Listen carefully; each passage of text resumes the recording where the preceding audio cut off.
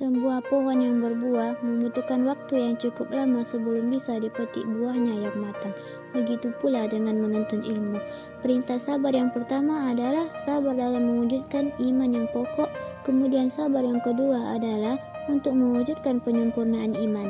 Hal ini menunjukkan bahwa kesabaran ada dua fase, yaitu sabar saat belajar dan sabar saat mengajar. Saat belajar perlu bersabar karena menghafal ilmu harus sabar, memahami ilmu dan konsisten hadir di kajian juga butuh sabar.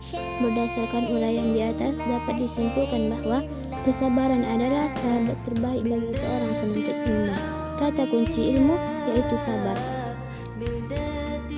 Begitu pula dengan menuntut ilmu. Ilmu ibarat buah yang diharapkan matangnya.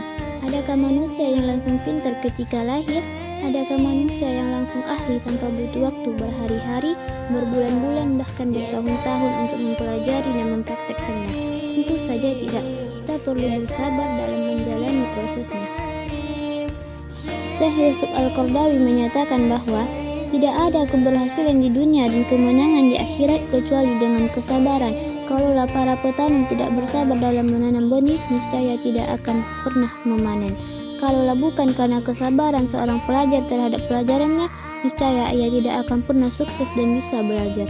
Maka, untuk menggapai tujuan-tujuan yang tinggi, tidak akan bisa dicapai kecuali dengan melalui penderitaan yang berat dan merasakan berbagai kepedihan yang menyakitkan sehingga tercapailah sebuah angan-angan.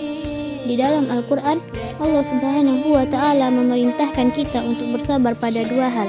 Bismillahirrahmanirrahim. Ya ayyuhalladzina amanu sabiru wasabiru warabitu wattaqullaha la'allakum tuflihun. Hai orang-orang yang beriman, bersabarlah kamu dan kuatkanlah kesabaranmu dan tetaplah bersiap siaga di perbatasan negerimu dan bertakwalah kepada Allah supaya kamu beruntung. Quran Surah Al-Imran ayat 200. Teman-teman yang berbahagia, perintah sabar yang pertama adalah sabar dalam mewujudkan iman yang pokok.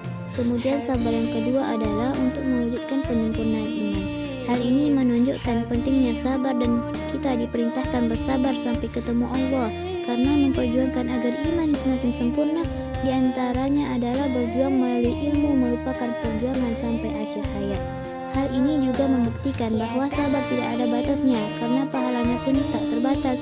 Selanjutnya, pada ayat yang lain, Allah Subhanahu wa Ta'ala mengajak kita untuk bersabar dalam menyampaikan ilmu dan mengajarkannya, yang artinya, dan bersabarlah kamu bersama-sama dengan orang-orang yang menyeru Tuhannya di pagi dan senja hari dengan mengharapkan keridhaannya.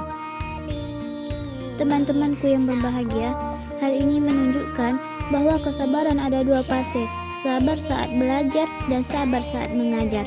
Saat belajar perlu bersabar karena menghafal ilmu harus sabar, memahami ilmu dan konsisten hadir di kajian juga butuh sabar.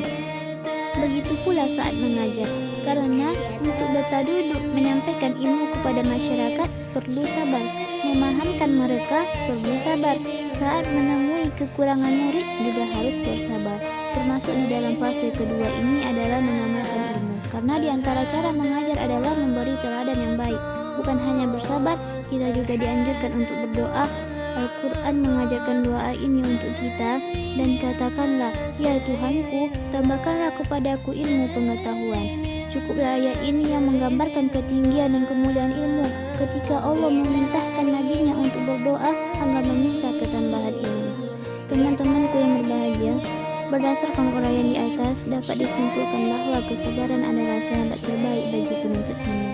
Sebab ilmu tidak akan didapatkan tanpa kesabaran melalui proses yang panjang, dan ilmu tidak bisa diraih dengan bersantai-santai saja. Ikhwan wal akhwat rahimalillah wa iyyakum jami'an.